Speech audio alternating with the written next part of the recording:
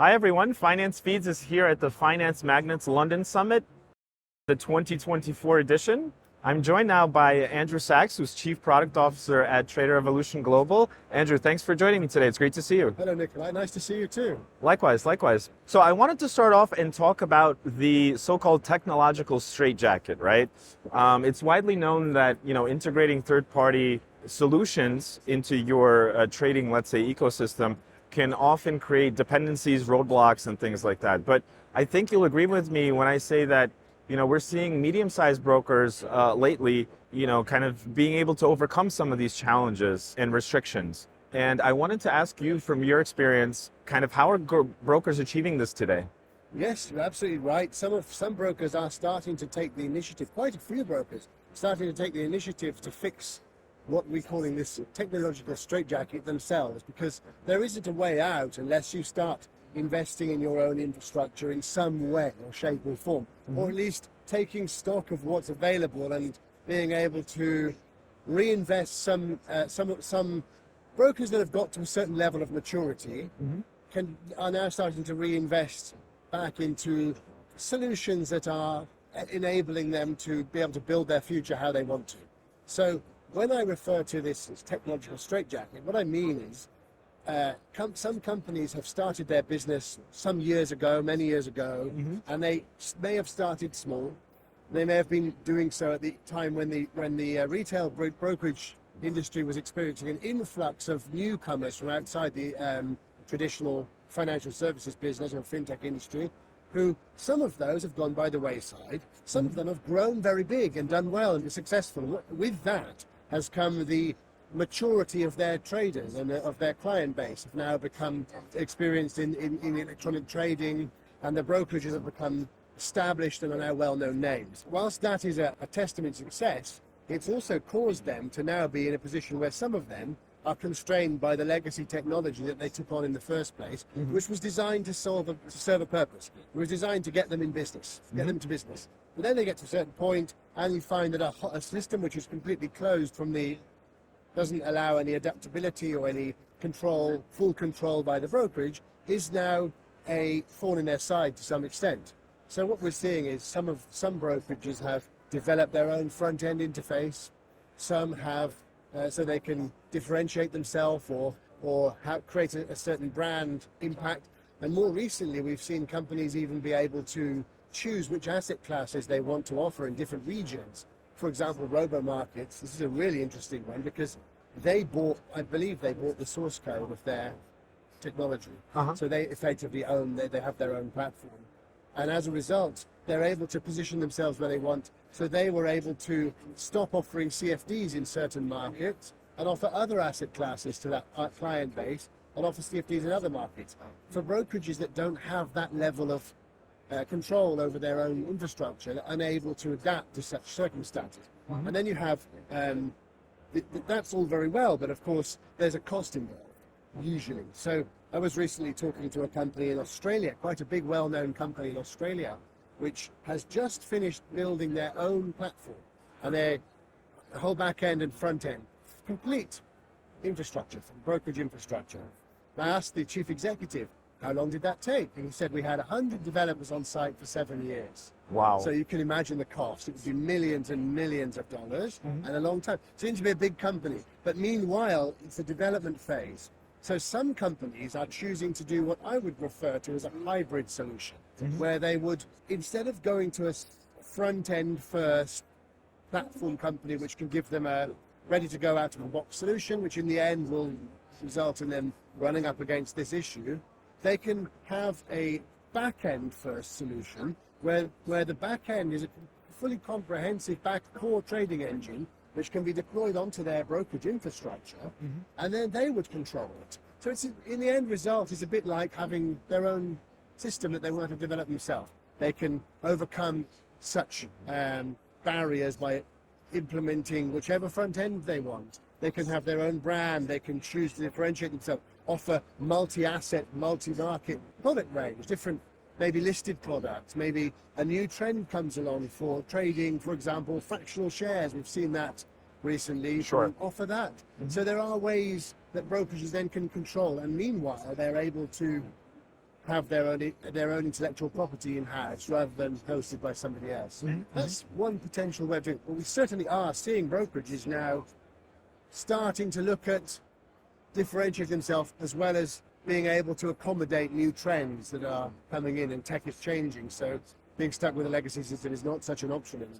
Yeah, absolutely. I wanted to speak specifically about TraderEvolution Global. I mean, my understanding is that your solutions help brokers to overcome this technological straitjacket that we just discussed.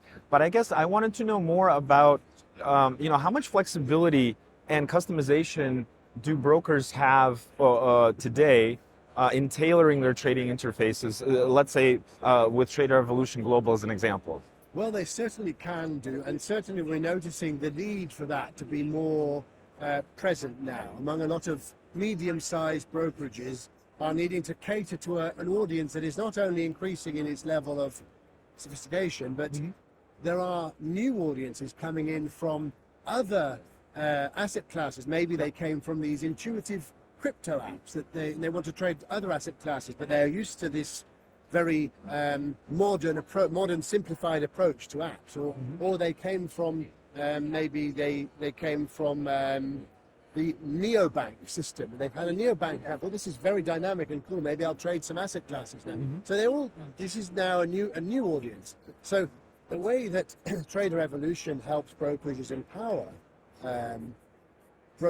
empower themselves to be able to cater towards a wide audience and have more control over their business operations and the way they direct them, is to have the TraderEvolution platform is designed as specifically a back-end first system. So it gets deployed onto the brokerage, the infrastructure of the brokerage, and then that particular brokerage has full control over everything. It's a fully comprehensive trading engine from which they can run every aspect of their business. So they can control all of their asset classes, they can choose what markets they want to participate in, what liquidity they fully agnostic to liquidity. So they can choose any liquidity partner with or without a bridge, or listed exchange traded products such as futures and equities, fixed income, crypto, with or without direct certification to exchange, or through a market maker. So you have lots of different asset classes possible on one account, on one platform, or to different markets. They can also, we have a comprehensive range of front ends, but they can also, we don't restrict any brokerages or financial institutions to what front ends they use or how they structure their product range. So they could develop their own in-house app and connect it, or they could have different apps for different types of traders that they could have in-house or third party. Or they could tailor their product. They could actually customize on top of it to suit new trends or to build forward. So it's a way of future-proofing yourself and being able to have the agility without the huge cost of being able to offer any product range in any market to any client without, this is the key thing, without being constrained or restricted by a vendor, which is really a stumbling block for a lot of companies. Yeah, definitely. Brokerages should be in charge, not their vendor. Absolutely, I definitely agree. I wanted to also ask, how certain can brokers be that investing in differentiating their overall trading experience, which is really what we're talking about here, how certain can they be that it's going to deliver them a positive return in the long run? Well, it's investing in their own infrastructure. In differentiating the overall trading experience with tools like TraderEvolution Global and others that you discussed. Very interesting point. And I think that's something which is now going to have to be faced by a lot of companies, because they need to figure out it's not an easy endeavor to choose to do something else than if you've built your business on something, to choose to take a next step and reinvest in infrastructure and restructure how your products are offered and how you control your business is a big endeavor. So I suppose it's always a case of checking, if a brokerage sees market demand for something. For example, we've seen a lot of the companies that have already developed their own trading platforms, such as CMC Markets and Interactive Brokers.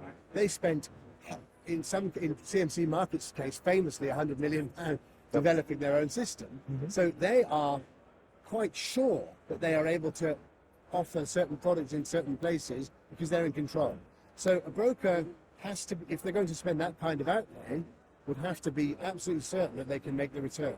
But of course, you don't have to spend that level of outlay. What you can do is license the TraderEvolution back-end first platform for a fixed monthly licensing fee, which is very reasonable, and then look at what those other companies have done and the markets they've gone into and where what trends have been coming about, and then participating in those trends and actually leveraging those. For example, you can do cross-selling between different asset classes. Take CFD clients to futures, or you can, if you see Interactive Brokers a year or so ago, they introduced fractional trading and some other options trading. You could say, well, there's a trend that's actually been quite successful for them. We can do that now, so they could actually do it themselves without any upheaval and without having to cost them a lot of money, and participate in those trends without.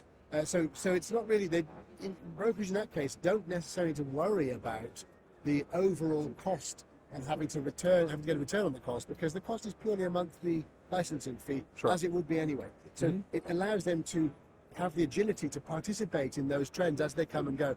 And nowadays, that's really important because the development cycle is very rapid. Yep. We're seeing trends come and go very, very quick. It has to be very quick. Very quick. So you can't really afford necessarily, not every brokerage can afford to invest a huge amount into having their infrastructure, and then even more into trying to follow trends. What you can do is offer very dynamically the connectivity to any market or to any interface, or to follow any particular trend for products or for markets without such cost. So it's not such a consideration for brokerages that would use the TraderEvolution platform. They get the best of both. They can in-house all their IP. They can be in control of their own future and build their own value of their own brokerage, and participate in trialing, looking for other, when a new trend comes about, they can look for those customers. They can do it without the risk. Sure.